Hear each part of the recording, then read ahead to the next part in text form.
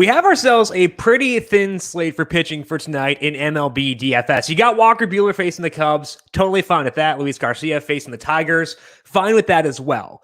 But the fall off after those two guys is precipitous. It's a fun word to say, and I think it's accurate in this instance because there's not a whole lot else on this slate, but I think there might be a guy on the ascent who I am interested in, might be optimizing his pitch mix in a good matchup. We could potentially put in the same tier as Buehler and Garcia. And I think given the lack of viable options on this slate, I'm okay taking a swipe at someone who may not be fully realized just yet and locking them in. We'll talk about who that is and how I'm handling them in just a bit. Welcome on into the Solo Shot. That's right here on the FanDuel Podcast Network and numberFire.com. My name is Jim Sonis. I am a senior writer and analyst for numberFire.com, here to break down Thursday's 8-game main slate with lock set for 7:07 this evening. There are no rain notes for today, but a couple wind notes. The first one is in Buffalo for the Jays and the Orioles. Winds are blowing in from right at 11 miles per hour there. It is 75 degrees, warmer than it was the past couple of weeks in Buffalo. So, downgrade hitters a bit, but not too much there. And we'll talk about that game in the stacking section. Winds are also in from right at 13 miles per hour for the Tigers and the Astros. 84 degrees there, so still good hitting weather, despite the fact the wind is in, and I am good to go with that one for today. So just a couple wind notes, but no real rain on the radar. It doesn't appear like for today.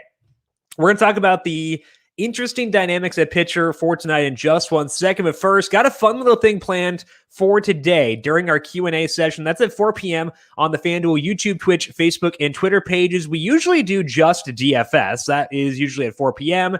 That will still be there in place for today. So if you got questions about today's slate, feel free to pop by at 4 p.m. Eastern. But also at 4:30, Erin Dolan will swing by. She's going to break down her favorite bets for today. You can ask her questions about hockey. She's a big hockey person, basketball, baseball, whatever is on your mind from a betting perspective. Erin will be here 4:30 p.m. Eastern at the same stream. So you can watch the DFS portion at 4 o'clock, then just stick around for Erin at 4:30 to get your full fill of betting and DFS for today. So that is today, 4 p.m. Eastern on the FanDuel YouTube, Twitch, Facebook, and Twitter pages. Just make sure to subscribe there to get notifications as we go live each and every day. And make sure you swing by because Erin is tremendous at what she does, and it's going to be a lot of fun for today. Hey, basketball fans, the NBA Conference Finals are here, and FanDuel is offering a special new user bonus.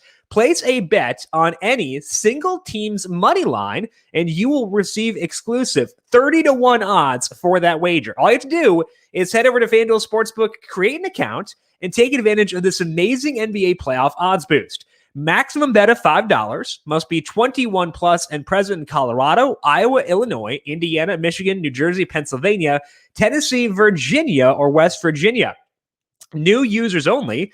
$10 first deposit required. Max bonus $150. Restrictions apply. See full terms at sportsbook.fanduel.com. Gambling problem? Call 1-800-GAMBLER. In Colorado, 1-800-522-4700. In Iowa, 1-800-BETS-OFF. In Indiana, 1-800-9-WITH-IT. For confidential help in Michigan, call 1-800-270-7117. In Tennessee, call the red line, 1-800-889-9789. Or in West Virginia, visit 1-800-GAMBLER.net. Pitching preview for this Thursday main slate. Walker Buehler is the top guy on the night. On FanDuel, he checks in at $11,000. We have Luis Garcia facing the Tigers at $9,600. Jose Barrios facing Cleveland is $9,000. Nick Pivetta is $7,800. Joe Ross is $7,400. And Zach Davies comes in at $7,000. So as you can see there, pretty big fall off after the top two guys. Now, I would say Buehler and Garcia deserve to be where they are, and they are my top two guys for tonight.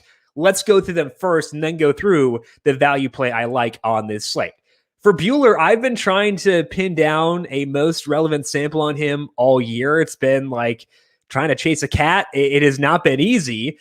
And it started off where Buehler was passing over his cutter. Then he went back to it. Then he let up on it because he's letting out too much hard contact. So fewer cutters again. And now he's throwing the cutter once again. So it's tough to know which version of Buehler we'll see for tonight because the cutter gets a lot of strikeouts, but also lets up some hard contact. I don't know what we're going to see for tonight for Buehler, but it does seem like the most recent sample is our best glimpse at what to expect for tonight. Buehler's movement on his four-seam fastball is down over his past 4 starts. Could be just a coincidence, but it's worth digging into to see what he's done with the decreased movement on that four-seam fastball. Luckily for us, from a DFS perspective, Buehler has still been very good in that time. He has a 25% strikeout rate, which is, at least for this slate, a pretty high number. His hard hit rate is down to 34%, which is a big improvement from where it was earlier on this year when he was getting rocked using that cutter. He when you combine those two together, with the strikeout rate and the decreased hard contact, it's allowed Buehler to go deeper into games. He has gone 6, 7, 6, and 7 1/3 innings over those past 4 games, and he had 11 strikeouts his last time out. So pitching pretty well and pitching deep in games. I am not expecting 11 strikeouts because that came against Arizona. You are well aware of the issues they have had. He's facing a much more competent team today with the Cubs. But the Cubs do strike out. They have a 26% strikeout rate versus righties with a 94 WRC+.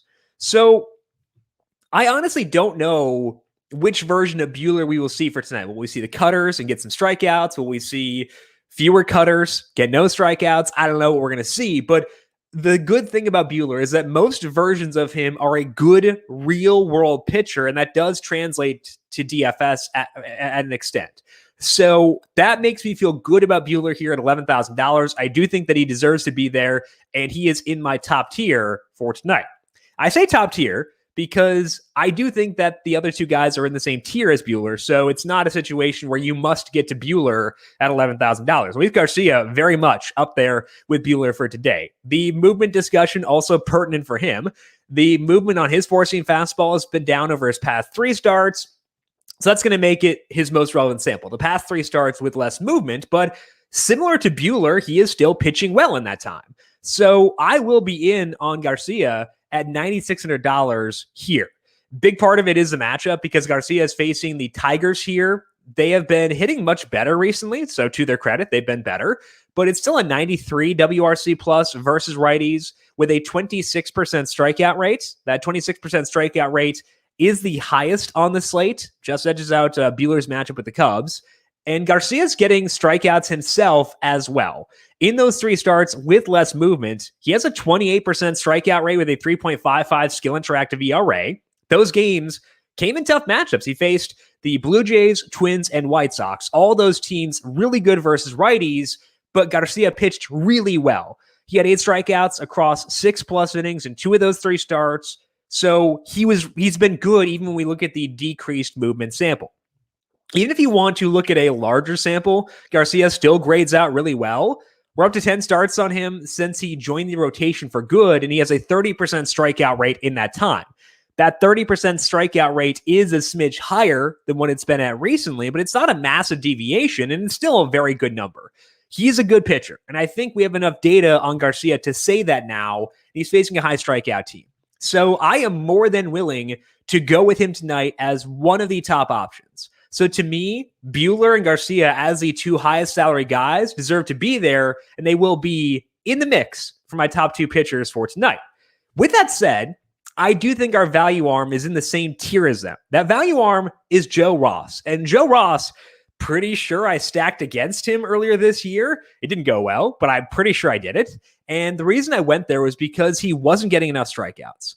The thing that Ross was doing, the reason that it didn't work to stack against him that one time, was that he was generally still doing a good job of suppressing hard contact, and that was noteworthy for sure.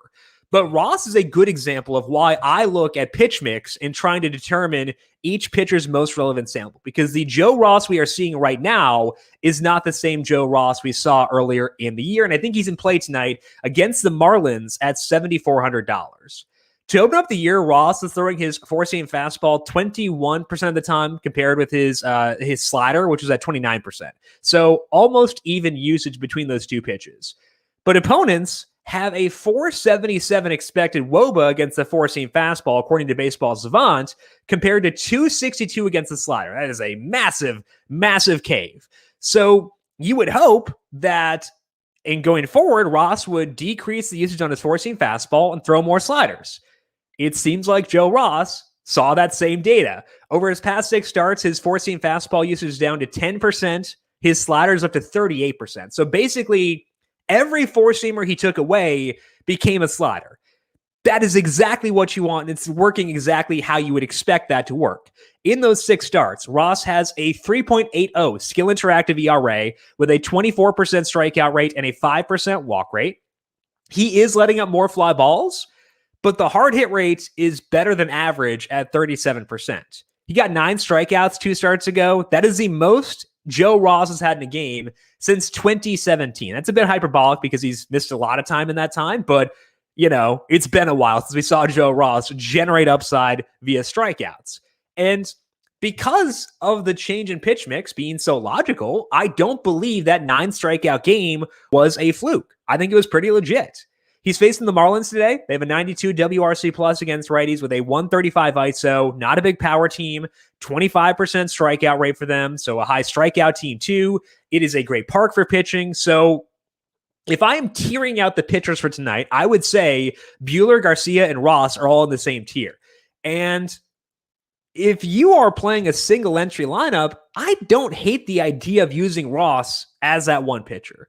So I don't think he's the number one guy for tonight. I don't think that he's quite there, but I think he's in the same tier. And I am okay taking the discount, loading up on the high salary batters that I want to use, and feeling okay about it. So Joe Ross in play for today, and someone I do like a lot as a result of the alterations he has made to his approach recently. So that's where we stand for pitchers for today. Got someone in the high range, got someone in the value range, and someone in the mid range.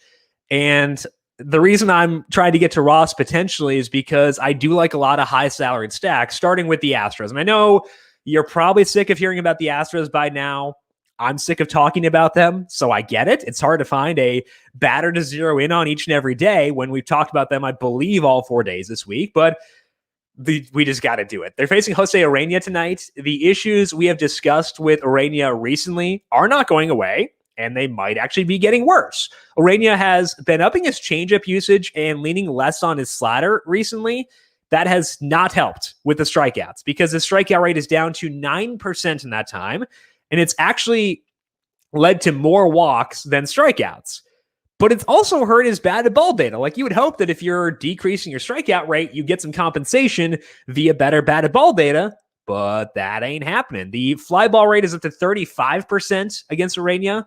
It's still not high, but it's much higher than it was for him previously. The hard hit rate is 48%. He was doing one thing really well before. That was suppressing hard contact. He is no longer doing that one thing, and it's led to big issues. He has an 8.49 ERA over his past 7 starts. It's led to 5+ runs 3 times in those 7 outings. He let up 7 runs each of the past 2 starts. One of those was against a super righty-heavy team. That's important for Irania because he's always been a guy who's been really good against righties, not so great against lefties. And the Astros, I wouldn't deem them as being righty-heavy, but some of the guys we want to use are righties. So it's reassuring to see that Irania did struggle versus a righty-heavy team, meaning we can use the right-handed batters on the Astros who will grade out well for tonight. So I think, once again, I apologize, we do have to stack the Astros for tonight. One of the guys likely to bat left-handed against Irania is Abraham Toro. He generally hits 6th or 7th against righties. He's not the highest upside guy, but I like him for tonight. Hit a dinger last night. That certainly helped. He had a 241 ISO at AAA this year. He has a career 162 ISO against righties. And it's high, but it's high enough, I guess is what I would say. It's not high. It's high enough to get by. He's not going to be a massive drag in the power department. So if you're looking for value, like if you want to get in Buehler and stack the Astros, it's going to be tough for sure. But I think that Toro makes it a little bit easier, and he's someone I am willing to go to for today. You might not need him if you're going with Joe Ross. You can probably just load up on these studs, but I do think that Toro deserves to be in the rotation if you need a value play for tonight. Our second stack is going to be the Braves. They're facing Tony Santillan, who might be one of the better examples of how much minor league numbers have been inflated this year.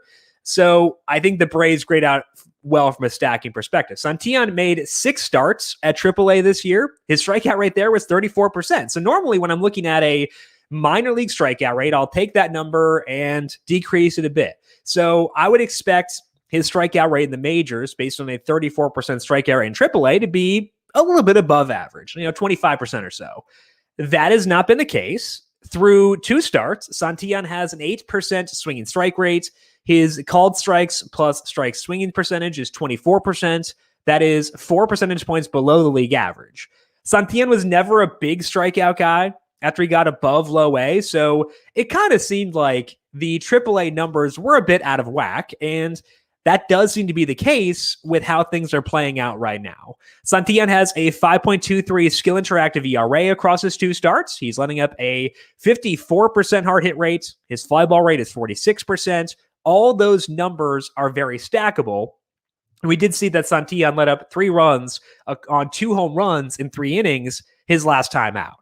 Now he's facing the Braves. It's not in Atlanta, but it is in Cincy. And Cincy is a homer-prone place, super tough matchup, tough park, and I do want to stack the Braves here for sure as being one of the top options on tonight. I will say that if Ronald Acuna Jr. cannot play for today, they do get downgraded. I would not cross them off, but it would push them down likely to at least 3rd in terms of stacking for today. If we get Acuna back in there tonight, they'll rank 2nd for me for sure. And one guy who I would want to include in those stacks is Ozzie Albies. And I think that he goes a bit overlooked on this team, and I understand it because, I've filled out Brave stacks before. I get how this works. You want Acuna, you want Freeman, the obvious top 2 guys, but then you like Riley, Swanson, and Almonte for value.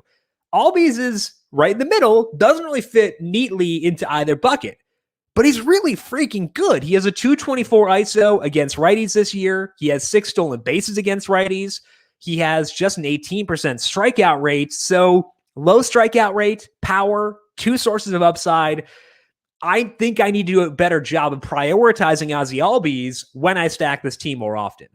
For tonight, if I use Joe Ross, that means I could still use Albies with Freeman and Acuna, again, assuming Acuna plays. But even outside of those situations, if it means passing up, Freddie Freeman every now and then, kind of okay with it. So Ozzie Albies, a guy I am going to try to be better about prioritizing given how well he's playing and given how awkwardly he fits in with the puzzle pieces in terms of stacking this team. Now, I mentioned before that the wind is blowing in Buffalo, and that does matter. Wind is important, but I am still interested in stacking both sides of this game. I prefer the Jays, so we'll talk about them here, but then we'll run through the Orioles in things to watch. The Jays are facing Dean Kramer. Kramer has better peripherals than you would think with his 6.20 ERA, but they are very much still peripherals we can stack against. He has a 4.77 skill interactive ERA with a 21% strikeout rate and a 9% walk rate. If you look at his batted ball data, both his hard hit rate allowed and his fly ball rate allowed are above 44%. That is an easy stacking profile that we don't want to overthink. Sure, his ERA at the end of the year will probably be lower than 6.20, but it's probably not going to be all that good. So I think that's why we want to go here initially. A key part for the Jays, though, is you want to make sure that the opposing pitcher is not overpowering versus righties, because most of the guys we want to use here are righties. And that's very much true for Kramer. He has a strikeout rate of 17% versus righties versus 26% against lefties.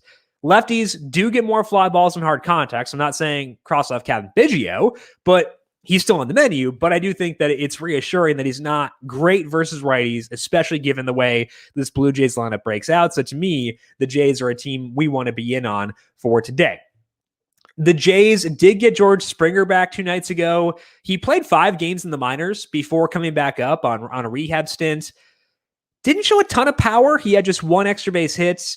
It seemed like he was seeing the ball fine based on his strikeout rate, but he wasn't hitting for power. Springer hasn't necessarily been slapping the ball around in the big leagues so far across 2 games. So a little bit concerning.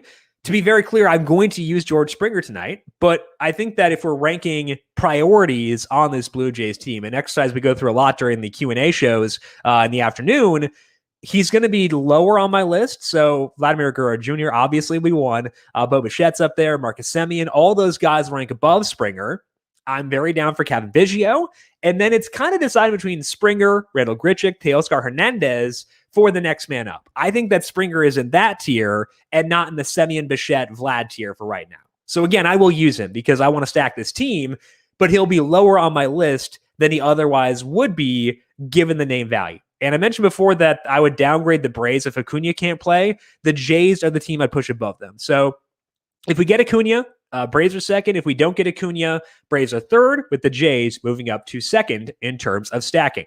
Let's finish up here at things to watch. I mentioned before that I am down to stack both sides of that game in Buffalo. The Orioles are facing Anthony Kay. He has had rough results in both AAA and the majors. He is getting strikeouts, but the Orioles sneakily do a really good job of avoiding those against lefties. So Cedric Mullins, Trey Mancini, Ryan Mountcastle, Austin Hayes, all those guys very much in play. Mullins specifically is much lower salary than he should be at $3,000. His upside is stupid. So I love Cedric Mullins. I think from a one-off perspective, you don't get a lot better than that. But also, like, you can stack this team too. So try to get some Orioles in your lineups for today, whether it's with the Jays or not. I'm also willing to give the Dodgers a run here. Facing Zach Davies, his ERA still under 5 this year, but his expected ERA is over 6. His skill interactive ERA is 5.63. He's getting some ground balls, but he's also allowing a 42% hard hit rate. So it's not like he's been great with batted ball suppression.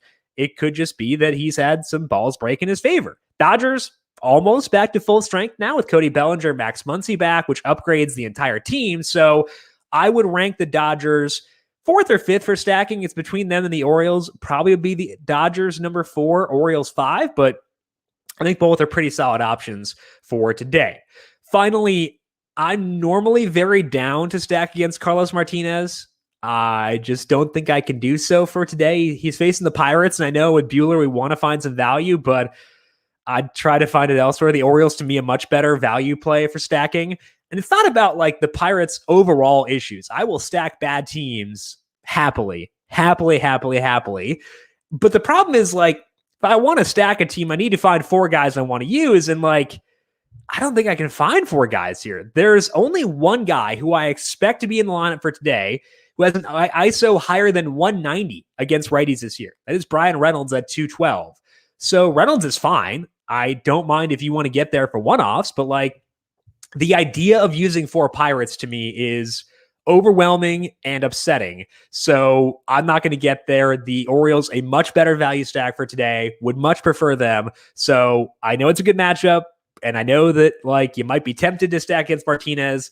Personally, I'm not going to get there because the Pirates are just too scary for me. That is all that we have here for today on the Solo Shop. But again, we are back with a supersized episode of the Q&A today. DFS at 4 p.m. with me, and then Aaron Dolan swinging by with betting at 4:30. Make sure you're subscribed to the FanDuel YouTube, Twitch, Facebook, or Twitter page to get notifications as we go live. 4 p.m. for me, 4:30 for betting with Aaron. Swing by there, ask your questions, and make sure you're subscribed. But also, if you're watching YouTube, hit the like button there. Also, a reminder to make sure you subscribe to the numberFire Daily Fantasy Podcast feed. Wherever you get your podcasts, we have UFC and NASCAR coming up for tomorrow. Austin Swaim's on on UFC. I've got NASCAR. Should be pretty fun weekend with 2 NASCAR races. Those will both be up on the numberFire Daily Fantasy Podcast feed tomorrow for Fantasy Friday. So check that out on Apple Podcasts, Spotify, Stitcher, Google Podcasts. Wherever you get your podcasts, you can find us. If you have any questions for me, I am on Twitter at JimSannes, JimSannes. You can also follow the FanDuel Podcast Network at FanDuel Podcast. Big thank you to everyone for tuning in. Good luck to you for today. We'll talk to you once again tomorrow. This has been the Solo Shot right here on the FanDuel Podcast Network.